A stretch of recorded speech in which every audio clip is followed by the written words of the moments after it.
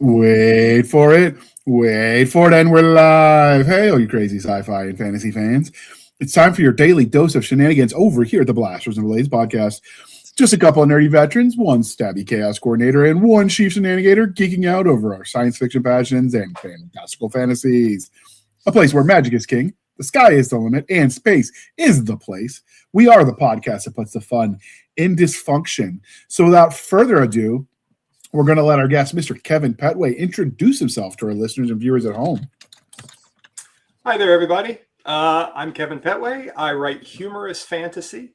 I have a, completed 5-book series called Misplaced Mercenaries. And then after that, instead of moving on to other projects, my publisher decided to pull me back in by inviting in 5 other authors. So now we're doing 6 brand new series, all set in the same original universe, which nice. she knew would flatter me to the point where I would be unable to walk away from it. I mean, got to respect the hustle, right? I mean, she knows what she's doing. I can't blame them there. She does. And honestly, I have to tell you, it has been a fantastic experience. Really, really enjoyed it. Everybody brings something completely unique to the project, while keeping that same humorous, fantastic tone. We've got one that's sort of like a sci-fi, one that's a like a lesbian buddy comedy with zombies. There's a with zombies makes everything better, right? There's a romantic body horror. It's just really, really fun, and I'm really enjoying it. So there's lots of room for comedy. It can mean lots of things to lots of people, and various gradients of what kind of humor you're talking about. Everything from Beavis and Butthead body humor to the stuff that would make my drill sergeant blush. So on the range of humor, where does your universe fit? So people that are thinking, is this the kind of humor I like? Sure. Well, to begin with, there is an awful lot of creative cussing. But the actual focus of the humor is realism.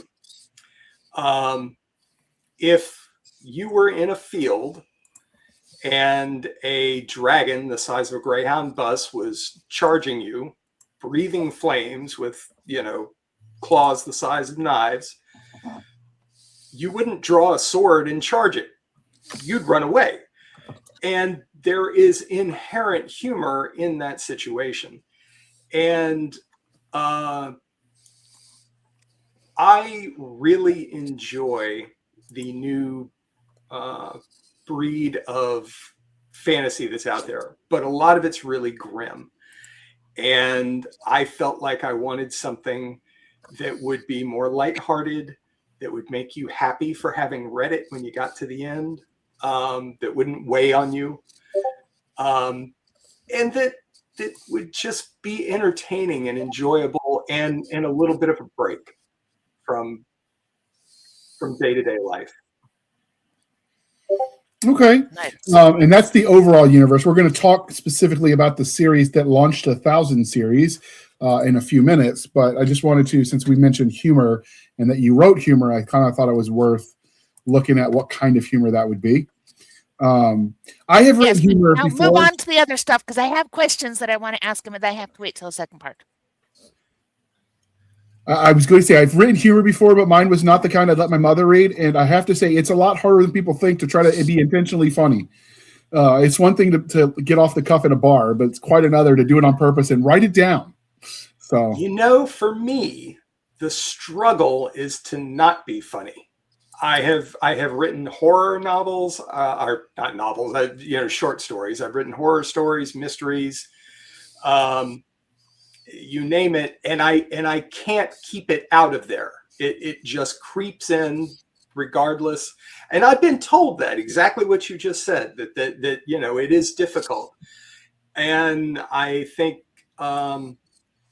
Well, I tell people that the easiest way, if you really want a career in humor, the easiest way to do it is to go back in time and have a terrible childhood. And that is, if you've got really good parents and a solid family life, that's just kind of a death knell. That's really putting a wall in front of you as far as being funny. But no, it has never really been a struggle for me. That there are plenty of other things about this that have, but not that. Okay. Well, before we get too deep into this interview and we keep talking about all the nerdy things we all know and love, we do have to do the religion question. So are you ready for this? Hit me. All right. So Star Wars, Star Trek, or Firefly? Well, I guess I started out Star Wars, sort of drifted into Trek, and then got stuck with Firefly. And that's where I live today. There you go. Because, that one's the funniest. So according to the rumors on the internet, and I've been down this road before, promised shows that never happened, but they're promising us they're coming back to the Firefly universe. Oh, God, yeah. I'm trying so hard to ignore that. I don't want to be disappointed again. They're doing the same thing to me with Stargate, so yeah. I'm like, you're just like beating me on the head with a disappointment stick at this point. You better deliver. My wife and I have been discussing this. She keeps showing me the videos of Nathan, knocking on the doors, and I was actually listening to the podcast Once We Were Spacemen, and on their most recent one, they had Felicia Day on, and she was asking him about because she's trying to raise money for a new Guild movie. Okay. And so they had a brief conversation about basically bringing back the band, and but the conversation like quickly went off in another direction, and I'm like, oh, you sons of bitches. Yeah. We'll see. I have learned to not count my money at the table, so to speak. So we'll see how that plays out. And Jana, did you see the meme that they shared on our Discord for you? I thought it was appropriate. Yes, I'm ever so happy about that. Given that you're actually yarning yourself right now. I am yarning. So and yes, I do love that because it's true. But it also shows you that I have the patience to stab something over and over and over again and not get bored, which tells you something else entirely about the personality of anybody who does a lot of needlework, yarn work, or other such things. So wasn't that there was that scene in Chicago, the musical, where she's like, they were talking to the girl who killed her husband. She's like, I didn't stab him. He fell onto the knife, and the guard is like 14 times. Yes. He fell on the knife over and over and over again. And yes, sometimes that's, I'm just saying, I'm a very, very patient person with a large needle in my hand at the moment. Duly noted. All right. And because we're polytheistic here at the Blasters and Blades podcast, Game of Thrones, The Wheel of Time, or Chronicles of Narnia?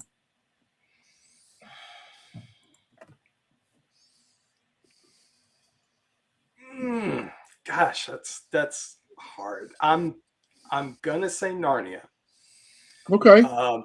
Just because that was one of my formative fantasy experiences, and I remember getting those books and reading them one a night when I was supposed to be going to sleep, get up in the morning for school, and so I'm like dragging my butt out of bed and completely tired all day long until it was time for me to go to bed again, and then I was completely awake so I could read the next book.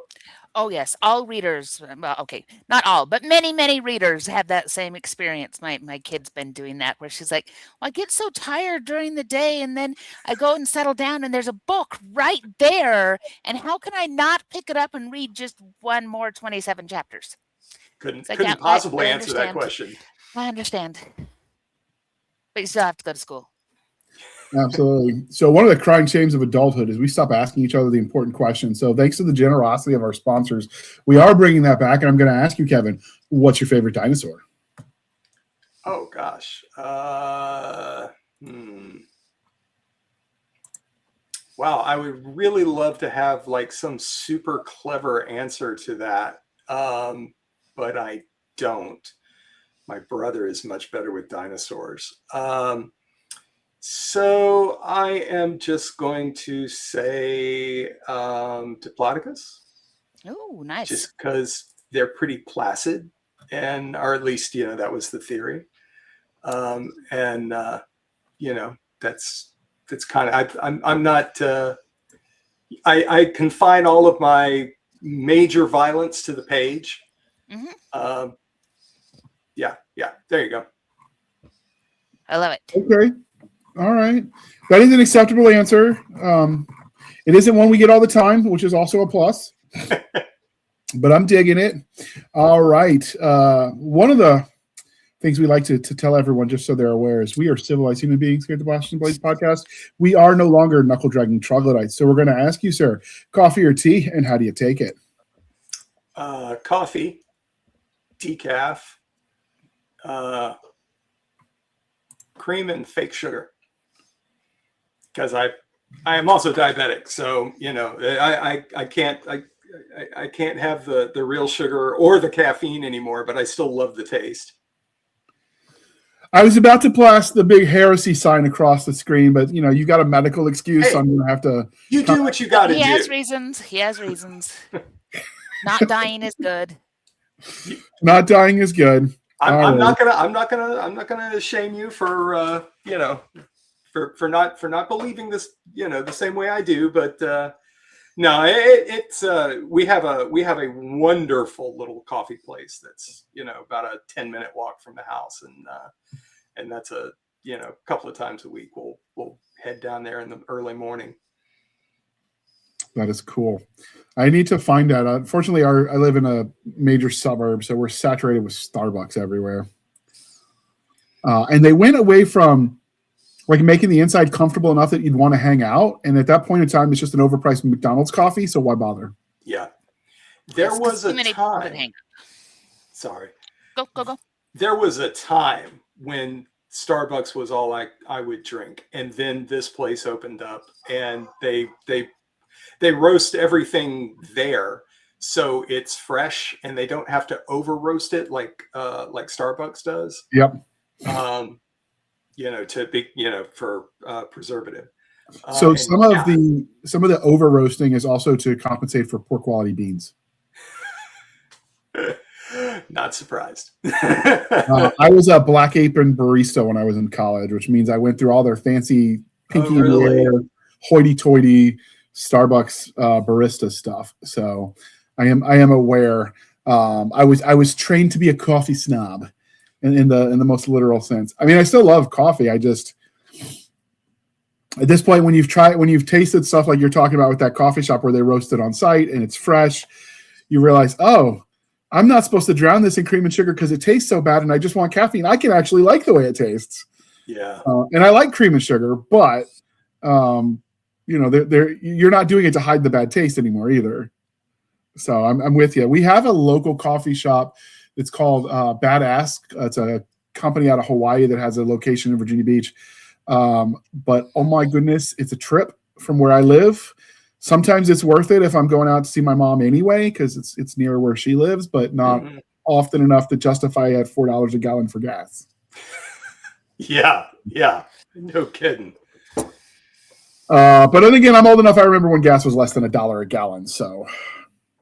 Yep. Yeah. I can remember it being 25 cents. I don't remember that, but I didn't pay attention to gas prices till I was 16 and driving. So there's also that. I got so surprised earlier today when they gave me 10% off of dog food because of my age. Wait. And I was so surprised, and I'm like, damn, I really should have been more aware of this and, been doing this all along, because I just don't think about it. No. So what kind of doggy is it? I have a pair of pitties. Aw.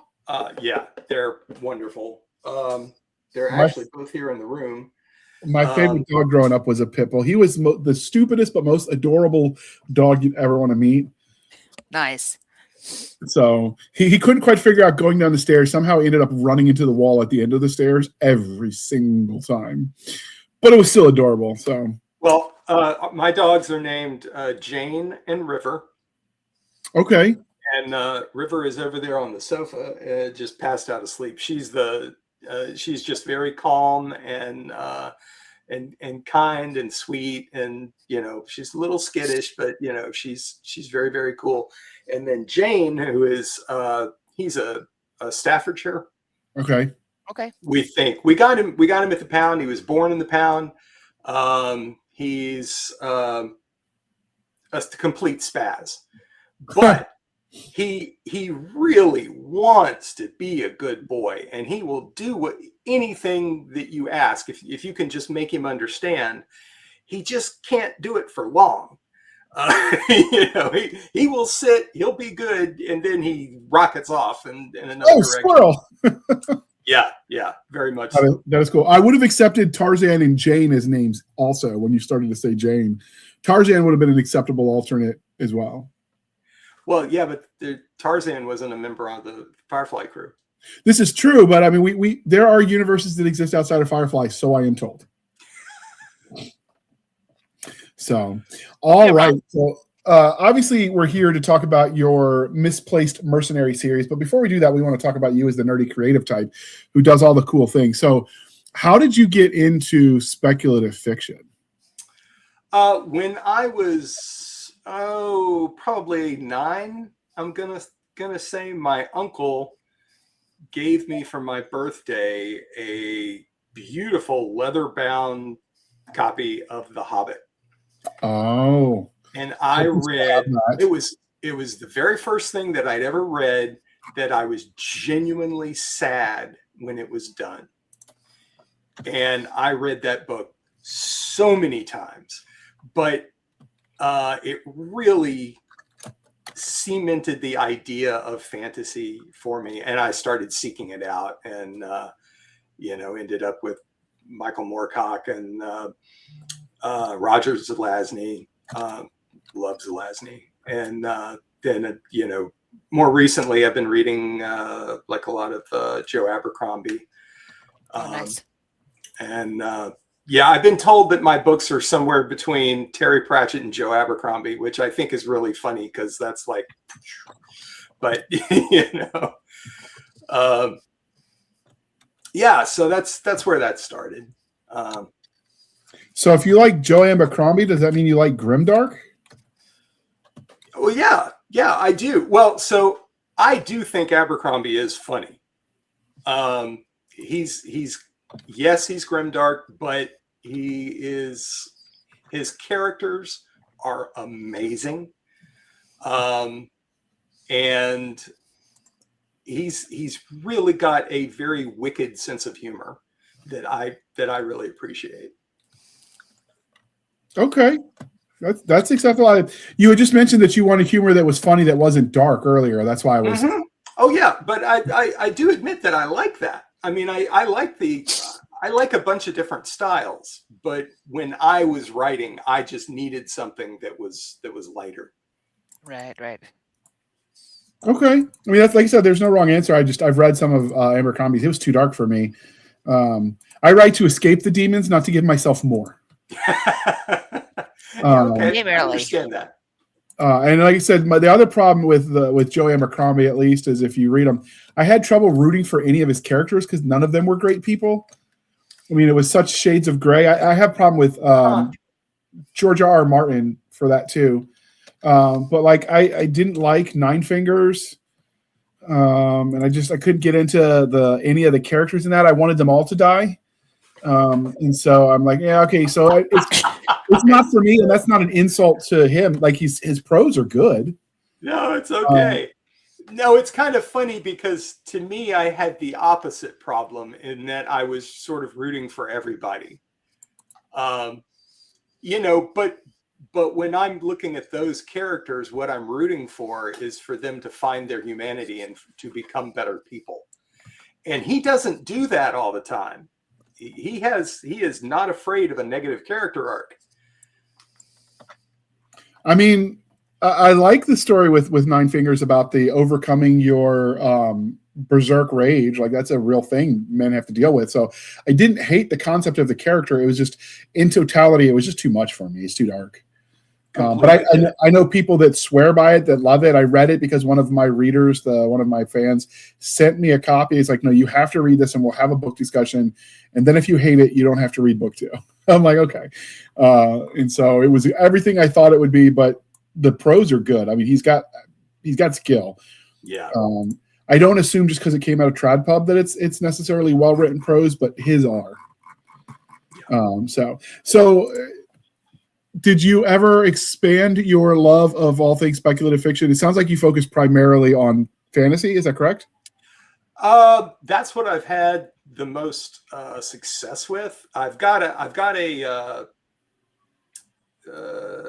sort of near future sci-fi that I've written that's currently being edited and worked on and stuff. But and like I said, I've done short stories kind of all over the place.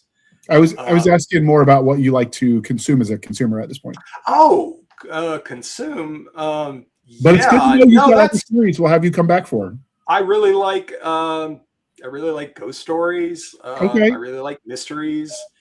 I do read a lot of fantasy and spec fic because I'm doing a book club on YouTube, and it's pretty much all genre fiction. So, I'm always reading one of those. Oh my gosh, I love the crap. Now I've forgotten the name. That thing that I forgot. That's the one. Yeah, I like. The thing I'm doing that. Carl Denneman. Okay. What's his? Dungeon Crawler Carl. Yes, Matt Denneman. Matt Denneman. Thank you.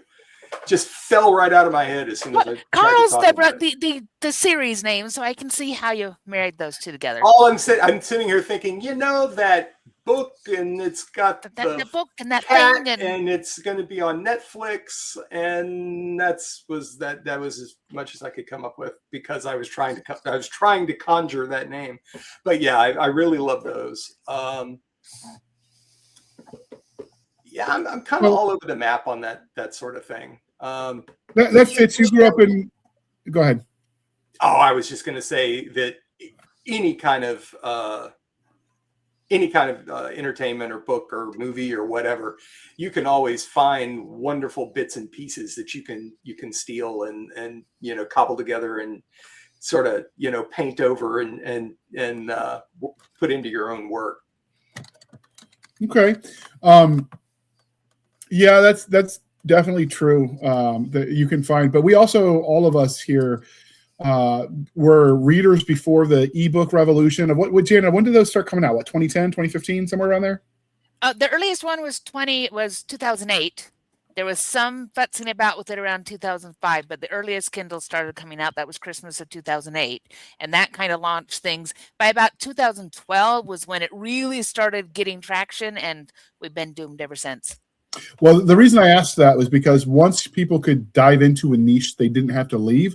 And so because we were limited by whatever the library had a lot of times, or what randomness stocked at Barnes & Noble or Books A Million or whatever other bookstores were there, like we read, I'm finding people of certain age read more diverse books. And by diverse, I mean like all over the place content-wise.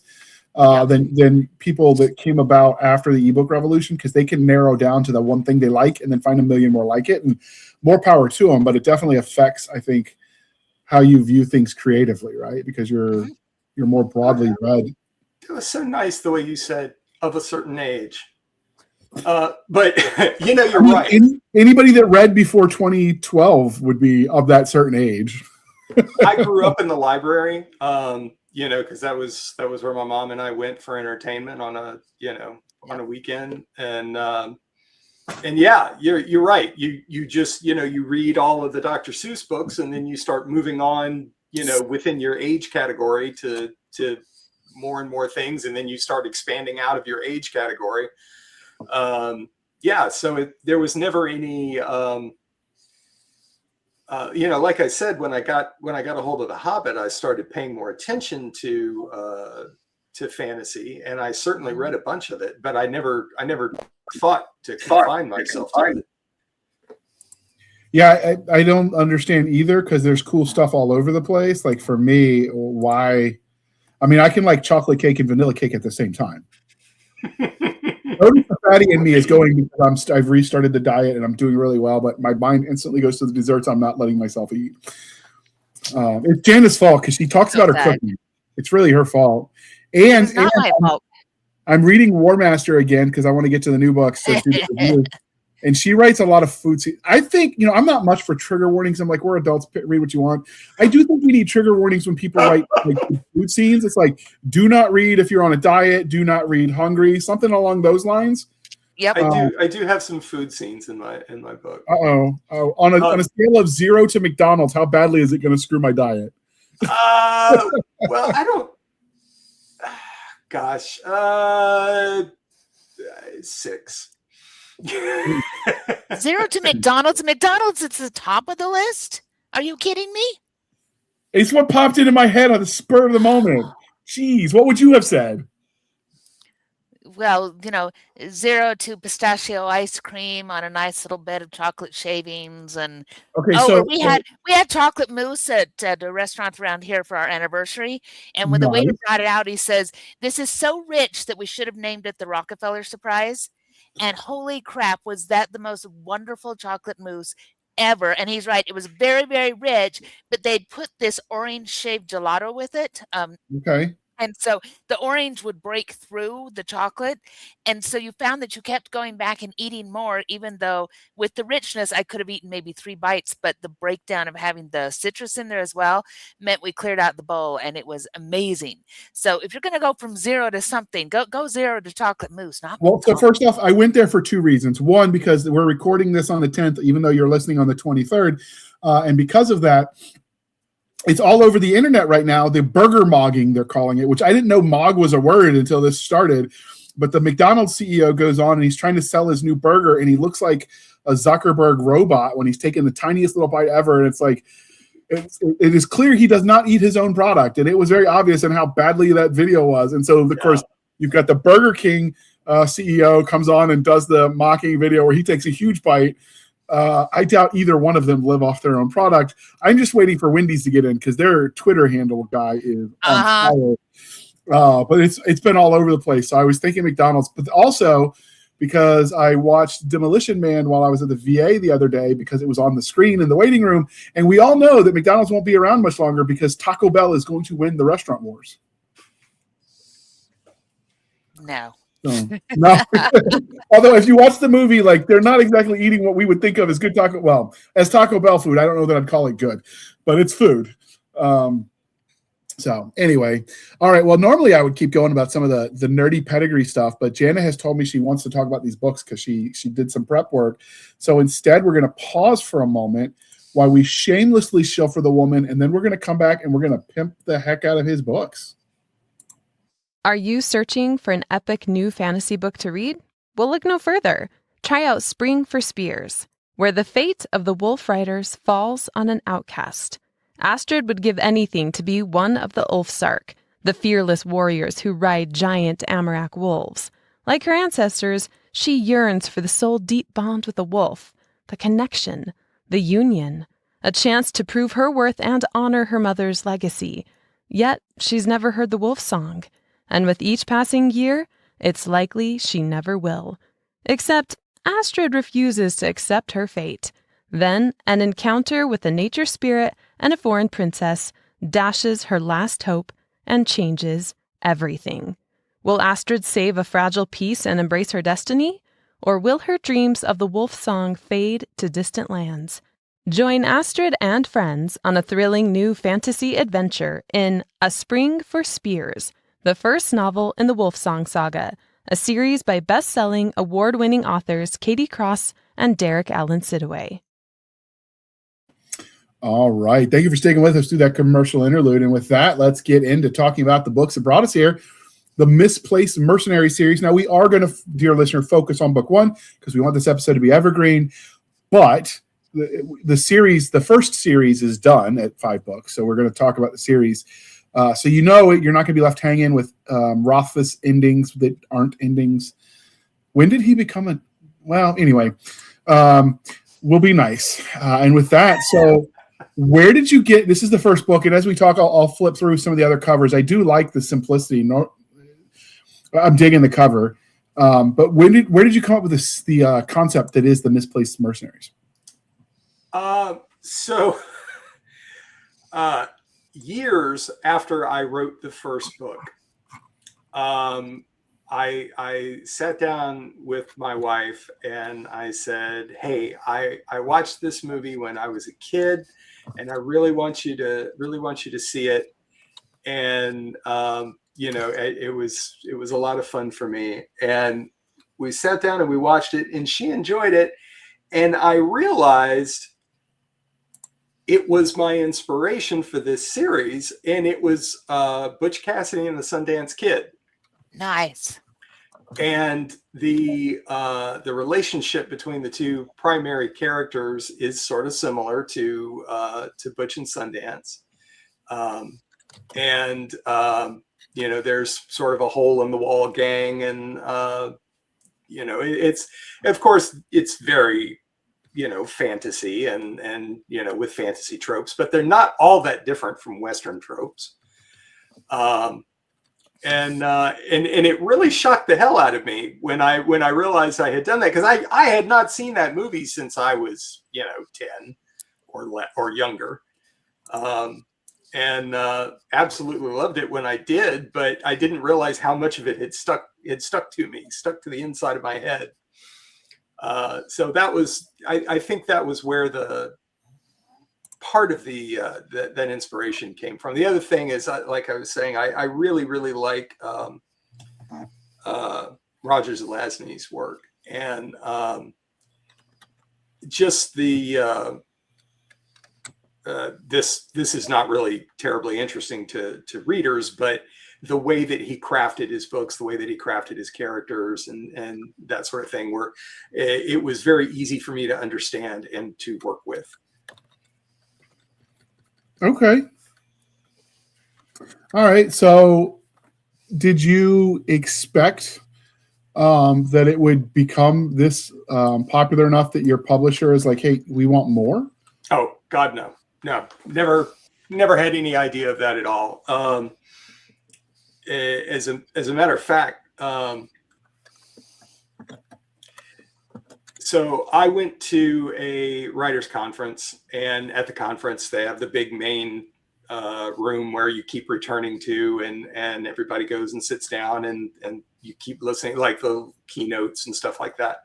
And there was a woman there, and I kept talking to her and telling her how I was doing there at the conference. And I had been to the conference the year before, and I was just a wallflower. I was quiet and scared, and I was meeting my heroes, people that I knew, people whose books I had on the shelf at home, and they just sort of terrified me. And it was very inspiring. But my wife told me if I was going to go back again, then I was going to have to do something.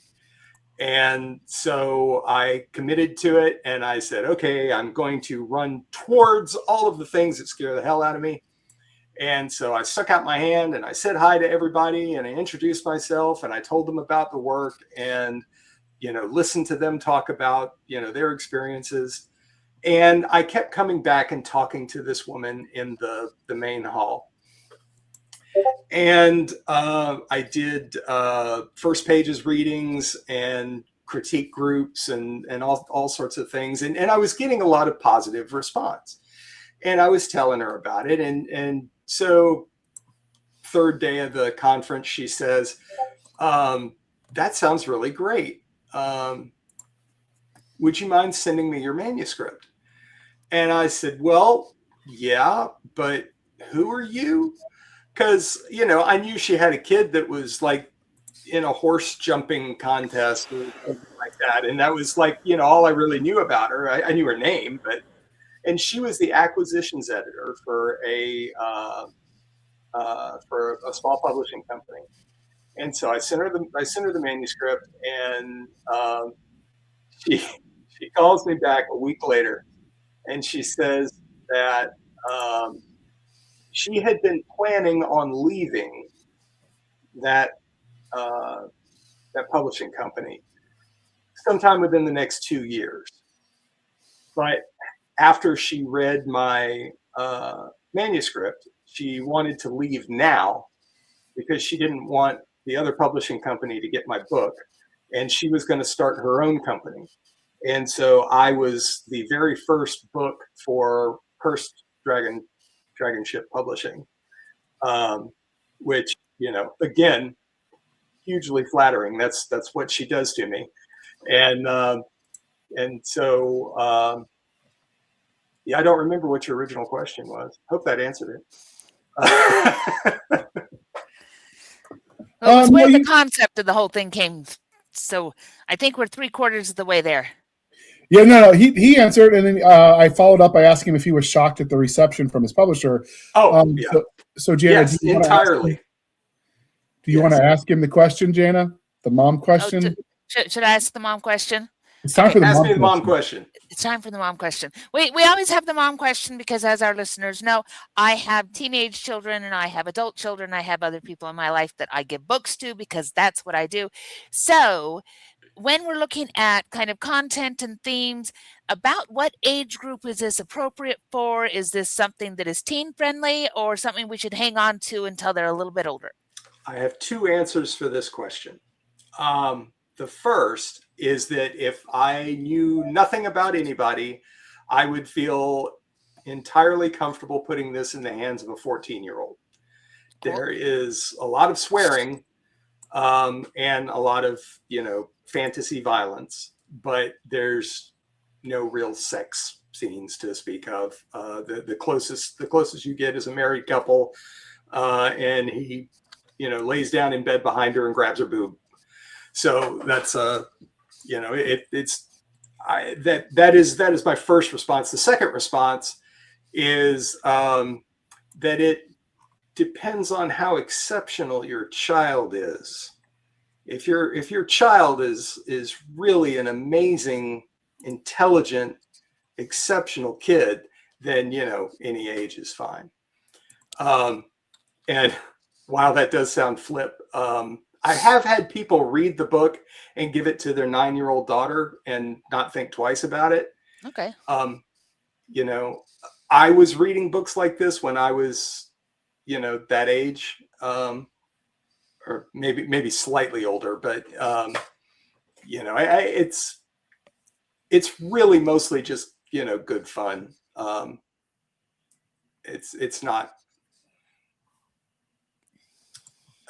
It's all of the typical fantasy tropes. It's just there's the most adult thing about it is the very juvenile humor language. Okay, that is an important distinction, I think. And again, like Jana always says, you know your kid best, so kind of decide accordingly. But okay, so gets us started. What can you tell us about the main characters? So the main characters are Keen and Sarah, and they are best friends who grew up together. And Keen is the loudmouth, smartass, planner, schemer, constantly in trouble character. He's the one who keeps them fed and keeps money in their pockets. Sarah is the bigger, stronger defender type, who's typically employed pulling the two of them out of all the trouble Keen causes. I have told people before, and I think this is pretty true, that Keen is the person that I used to be when I was a rotten kid. Nice. And Sarah is the person that I would like to be when I grow up. There we go. So, that, which may or may not happen at this point. It's pretty late in the game for me to grow up now. So, Well, we're anti-growing up anyway. Though I do have a question for you. So, did you write the background description that's on Amazon for the back of the book? I'm almost certain I did. Yeah, I don't think anybody else wrote any of that stuff for me. I think I was just told what to write. Oh, sorry, my headphones blitzed out and sounded like we were done, and then we weren't. I asked because I want to just read this first part for our listeners at home, because I think it will tell them a lot of what they need to know about whether or not these books are for them. And this is what a really good description does, in my opinion. So it says, when Keen's life is threatened by Hardin Grayspring, the commander of Keen's own mercenary company, he and his best friend Sarah decide a good running away is their best bet for a happy, unmurdered life. After all, Hardin has an army, and all they have are Keen's quick wit and Sarah's inexplicable warrior strength. The source of Sarah's unnatural prowess and the reason for Hardin's erosional history are mysteries that will have to abide, while Sarah and Keen tiptoe past the armies of two antagonistic nations, navigate the political machinations of a belligerent and wicked king, dodge lethal assassins, and woo a beautiful princess. They have their hands full. It goes on from there, but that was telling me a lot of all I needed to know, because I think that the humor that you do manage to hit there is kind of amazing. Even just looking at the titles of these, when the first one is A Good Running Away, you're right, that really does read kind of that Terry Pratchett, unconventional humor in a fantasy way. So how do you capture that feeling of keeping it funny without our antagonist or our protagonist being dumb? Because sometimes the funny and the stupid are really close, and not to say there isn't an audience for that. Dumb and Dumber totally has an audience. Yeah. But I think for a lot of our readers, we want it to be funny while we still believe that these are people who could accomplish things. So my favorite cartoons were always Bugs Bunny cartoons. As it should be. And for me, it was super important that my characters not be dumb. Neither one of them is dumb. They're both equally intelligent in very different ways. But I always kind of bristle when I read characters whose main source of conflict is their own stupidity. And I just didn't want that. And so I pushed that hard. And as far as how, again, I think it comes back to looking at the situations that people find themselves in and try and make it as realistic as possible. Because like I said, I think there really is humor endemic to a fantasy world.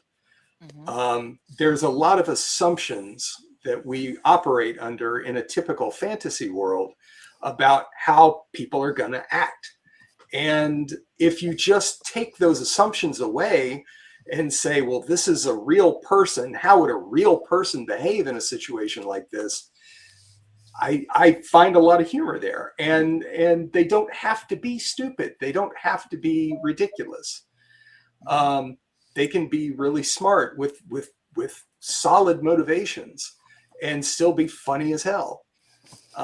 So that's where I aimed my pen, so to speak. Okay. So for the setting, because fantasy, obviously it's second world fantasy, just based on the description you've already given us. And you're describing traditional medieval weaponry. So what can we expect for like the tech, the weaponry, kind of set the environment that the story takes place in, and then we'll go from there. Yeah. There is magic. It starts out pretty low and gradually builds. I didn't want the world to be overrun with magic.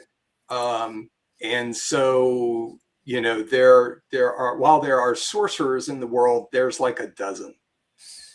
And they are very, very powerful. And part of being a sorcerer is immortality, which is kind of it's a real mixed bag, because they stop seeing normal people as people and start viewing them more like pets. And that's, you know, not a good place to be. Technologically, yeah, I mean, Middle Ages, pre gunpowder. It's not super firm though, because you've got, you know, you've got, there's a lot of different countries and a lot of different cultural levels. You know, some places are more advanced than others, for sure. The technology is not a major part of the story, though. I tend to focus more on the, you know, the character and that sort of thing, which, you know, that's Abercrombie did the opposite. His worlds where you were watching the march of technology as the, you know, as the stories progressed, and I just kind of didn't want to bother with that. That wasn't where I wanted my focus to be. And then later in the books, we get a lot more magic, because we figure out some different ways to do it. So it becomes accessible to a lot more people, which creates all of its own problems. So Nice. Okay. You get humorous situations arise from magic anyway. Anytime you're doing and things can happen. There again is some funny in there. yeah, well, we have like, for instance, there's a fellow who taught magic to all of his girlfriends and wives, and he's not a good or faithful person, so he had a lot of them.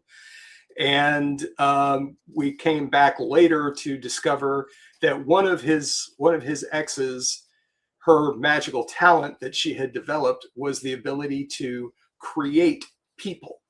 And she could create people that could do anything that she had witnessed before, whether it was that person or something that she knew how to do. And so she was an olive farmer, and she populated her olive fields with her ex-husband, and just had him out in the fields working all day long and out in the hot sun. And, you know, that's how she supported herself. And yeah, there's plenty of potential for humor in that. It was amusing no end to all of his friends as they, you know, closed in on the olive farm. Yeah, anyway, I guess I just like to set up really bizarre situations and then try and figure out how an actual person would handle it. I love it. All right, JR, next question. So, do you have any especially favorite secondary characters? And while the first main character stuff, obviously you got to focus on the world. I mean, on book one, because we don't want to give spoilers for stuff that develops in book two. I feel like secondary characters can come from anywhere in the series because they're not the main focus. So, do you have any favorite secondary characters in the story? Oh yeah. In the first book, there's a character named Eli, who is the second in command of the mercenary company. So he's with the bad guys, and he's a crusty old fart that I just dearly love. I connect with him deeply, and he is intensely loyal to the commander of the company, and would do anything for him, and at the same time despises the whole business and would burn it to the ground if he could. Interesting. And I love that character. He's amazing, and I really, really get him. He's he's that old military guy. And then later on in the books, we have a character named Jasmine, who Jasmayer, sorry, and she is the princess in a very misogynistic family, a royal family. And as all of her brothers die off, or are killed off, she's left in the position where, she sort of has to take over. And her father has to eventually come around to this. And the whole book long, or the whole series up till this point, he's been bitching about the fact that, she would be an amazing offspring if only she had a penis. And so, when he finally admits that, she's actually the best of all of his kids, it's sort of the end of this terrific arc for him. And it's really wonderful to see her come into her own. And then of course she's a bad guy. And yeah, I guess all my favorite secondary characters are bad guys. Nothing wrong with that. Have you talked to your shrink about this? No, not at all. Now, if they come to you with your books and then they start asking about the bad guys and what that does to you emotionally or what that says, that's another level. So so far that hasn't happened, so you're good. So what was the inspiration for the world where the story took place? I'm not talking about like the social system, because we talked about that, but more like the topography, the geography. Did you just use America or the United States? Did you just use our globe and then go from there, or did you create something new? Yeah, I created it whole cloth, and I drew it about 11 times before I finally came up with one that I was really happy with. And I did actually bother taking the time to learn a little bit about geography and how rivers and mountains and all of those things work, and the way that islands are created, and how they spread themselves out. And it was a lot of fun, and it was just like an entirely different sort of creative enterprise.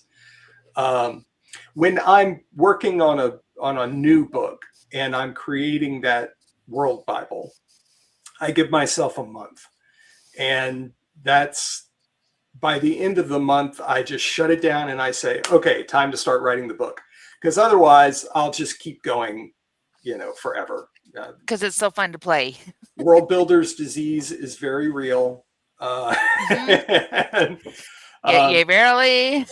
Yeah, so I have to stop myself. But yeah, it was. Yeah, my wife loves nature shows, so I took all of the wildest animals that that we were learning about, and played with them and turned them into different animals for the world. And of course, when you do that, that suggests geography, and vice versa. And so it grew very organically from all of those different interrelated disciplines that I was learning about.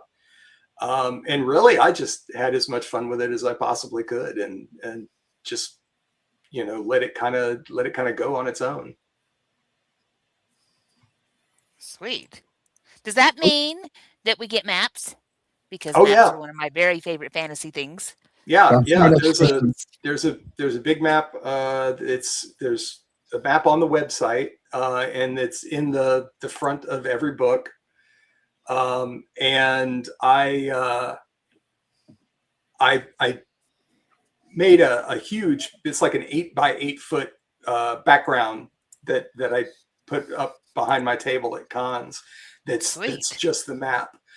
And it's notated with entries from a merchant pirate. And I had this fella come up to the table one time, and he walks up and he leans over the table and he starts reading the map. And I asked him, you know, would you like me to tell you about the book? Except I didn't get all of that out before he didn't even look at me, just holds up one finger, you know, shut up, not talking to you. And so I shut up. His family comes in behind him. There's about 8 of them. And they all sort of filed up behind, and every one of them is quiet as the grave because they know the score. He just stands there, reads the whole map, and buys the whole set. Nice. And I'm like, okay, great. You know, obviously I was not really necessary for any of this, so there you go. But I was very, very pleased. But it does show you the power of the map. And having had that copy of The Hobbit as a kid, which I was constantly going back to that map while I was reading, I knew that I had to have one. Maps are important. So you're absolutely right on track to have one. So are there so the series is done at 5 books, and we talked about that in the beginning. We mentioned in the pre-show, I'm not sure if we talked about it live, but no, actually we did. So do you want to talk a little bit about what happens after the series? Are the characters done? What's coming next? Yeah. The characters are not done. You know, we do have some marriages and some children, and, you know, they grow up and bedevil their parents. As is appropriate. Right, as is appropriate. There is, I've got a second series that I'm done writing it. The first 2 are out, and the second one is with the publisher right now, or the third one rather.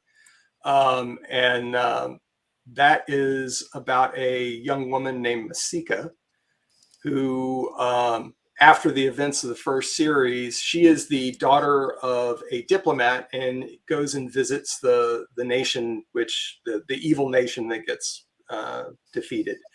And while she is there, she discovers a pair of gods chained up in the basement under the mountain, under the castle. And she promises to return them home. Well, she's a 16-year-old girl. She has a very big heart, but she doesn't realize that these 2 gods have been exiled, and they're not welcome home. So she spends the next 3 books trying to figure out how to square that circle. And that is my book. But we've got, let's see, Jen Bear is another one of our authors, and she wrote a book about one of the big sorcerers in the world, like 800 years in the past. Jess Rainey writes a book about a woman who makes a deal with death to collect souls. She hates her job. She can't wait for it to be over so she can die. She's almost finished, and she meets these 3 kids who actually need her, and she can't die because she has to protect these kids. Aww. William Galaney writes like an almost sci-fi alien invasion book, which is really just spectacular. That these aliens come boiling up out of the desert floor, and the only one who's capable of defending them is this autistic kid.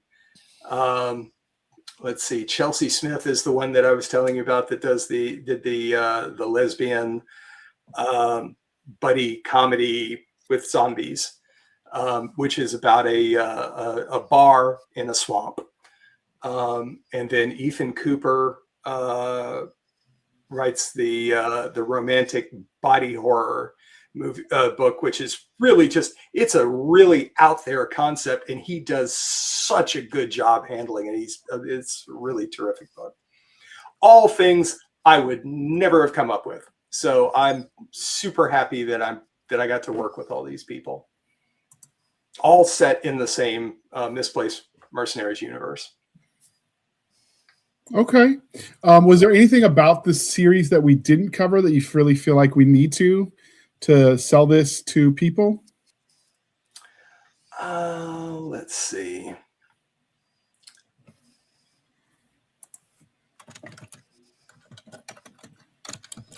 The title for the first book, A Good Running Away, the idea behind that was that the heroes give the bad guys a good running away from.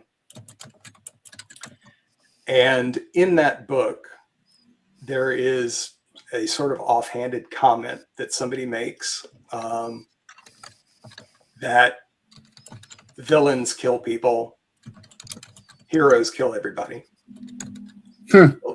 And that ended up being the title for the last book. It was just nice. Heroes kill everyone. And it became so appropriate that I had to, there was no other choice. And so it was really a beautiful circle that I was really, really happy about. I don't know. It's just it's funny. It's human. I've gotten a lot of really terrific feedback on it, and I just absolutely love putting those books in people's hands and letting them read it, and then getting to talk to them, next year at the con or whatever, after they've had a chance to sit with it. And it's been every bit as much fun for me as it has been for the readers, and I'm very, very happy to be in this position. Oh, fantastic. Well, I think we're mostly sold, but let's ask one more question before we wrap things up. One of the things we haven't talked about, you said there's lots of different kinds of creatures. What about different fantasy races? Is this one of those where we stick mostly with humankind, or do we get elves, dwarves, gnomes, fairies, all dryads, naiads, all the things? There are, as far as like intelligent wandering around races, for the most part, it's humans. There are a race of lizard people that pretty much stick to the swamps, and so they come into the stories whenever somebody goes into the swamps, and that's it's not, they don't pop up often. There is a race of giants that called the Salt Bloods, and they live in extreme cold, and their blood is almost like antifreeze, and it can be refined into lamp oil. But the other race that gets the most screen time, so to speak, are trolls. And the trolls, they also come from the same place that the giants do, but there are some who have migrated, and they are clever and loyal and very big and strong. There's some of the trolls that make really good friends with our heroes, and are very much fan favorites. Nice. Yeah, I really enjoyed writing them a lot. Well, that's fun because that's atypical. Trolls are usually, big, gnarly bad guys that sometimes live under bridges and you kill them a lot. So to have them be something that the heroes make friends with, and that's a fun, unique twist. Yeah. All right, JR, yeah. is there They're anything good else people. we can possibly ask without giving things away because we're trying not to spoil everything? I'm just going to say that's just anti-troll propaganda, and I won't fall for it. I'm just saying, trolls have feelings too, you know. That's right. That's true. Absolutely do. And they are not floozies. You've never heard about any half trolls floating around there, have you? I'm just saying. No half trolls in my book. Beings. Well, not human, but they're respectable creatures. Here we go. All right, so this is the part, dear listener, where I'd like to remind you to please be kind and speak your mind on the reviewing platforms. Your reviews help the right readers find the right books, so do your part. It really does matter. And this is clearly a point where we maybe need to have a panel about misunderstood races in fantasy, because I'm thinking the trolls are just misunderstood. They just want a hug. The fact that sometimes people get squishy and go pop is not their fault. It's not, and now there are a lot of people who are very scared of the trolls, but no, they're good people. They just hug too hard. So much Right? love to give. They just have so much love to give, and just not everyone can handle it. That's all. All right. So if people wanted to track you down on the wild interwebs, where might they find you, Kevin? And as usual, everything will be linked in the show notes. Yeah, the best place to find me is at my website, which is Kevin Pettway with 2 T's .com. And I've got you can sign up for the newsletter there, which gives you a short story that is sort of a prequel to the series. And then I send out like a funny story every month and tells you what new is coming out and stuff like that. That's the best place to find me. I ran away from Facebook and really have been very happy with that too. I understand. I mean, I just miss MySpace, and Tom was a good friend. Yeah. Anyway, and Jana, of course, she still remembers when she had to send smoke signals and pigeons out to talk to people. So, well, duh, absolutely, and old BBSs and dial-up where I could tell you which baud modem we were using based on the tone. So, some of us are classic. That's right. We need her to shake her fist at the sky and yell at people to get off her lawn. But it's old man shakes fist at clouds. Old women are way too smart for that crap. Okay. Well, I'm trying to be, like understanding of the diversity of the human experience, and I wouldn't want to pigeonhole you into the inability to shake your fist at the clouds. Yada. Don't let him give you that, Jana. I remember the Commodore 64 and getting onto the BBS and you chat with your friends, that were, God knows where they would be, but everybody would get on at a certain time and you'd play just these games, which was like you would enter a room and there was there was a wolf and hit him with your sword and it does this much damage, and so this was the way these games worked. Is you gained levels as you kill. You would go into the next room, kill the thing. Go into the next room, kill the thing. You might get a +1 sword, and that was like a big deal. And you would gain your levels, and then when you were done, you turned it off, and that was it. Yep. And then they all went away. Muds and mushes and Telnet. It all went away, and then until the next day when if you wanted to play again with somebody else. So Commodore 64 was my first computer. I remember Baldur's Gate and Frogger and all the other super cool games. Sweet summer child. Well, that was an old computer when we had it because, I think they were already on I don't know. I was using it in the 90s, so it wasn't like new tech when I was using it. But with that, you can find us, dear listener, on our Linktree, linktr.ee, Linktree/Blasters and Blades Podcast. Again, Linktree/Blasters and Blades Podcast, where we link to all the things: the BitChute, the Rumble, the YouTube, the TikTok, the Twitter. We've got our Spotify, our Discord, our Blasters and Blades Facebook group and Facebook page. You can email us at blastersandbladespodcast@gmail.com. Again, blastersandbladespodcast@gmail.com for professional purposes only, people. Save the shenanigans from Stabby Stab over there on the Instagram, the Twitter, and the email. You can support the show by going to buymeacoffee.com/author J.R. Handley. Again, buymeacoffee.com/author J.R. Handley. Be sure to put in the comment sections for the podcast. And I promise I will keep my co-hosts duly caffeinated. They will drink that coffee brand coffee products until they get high on their own supply. If you want some of that coffee brand coffee, the link is in the show notes. The discount code is podcast grunts. You get 10% off. We get a little bit of a kickback. It's a win-win, people.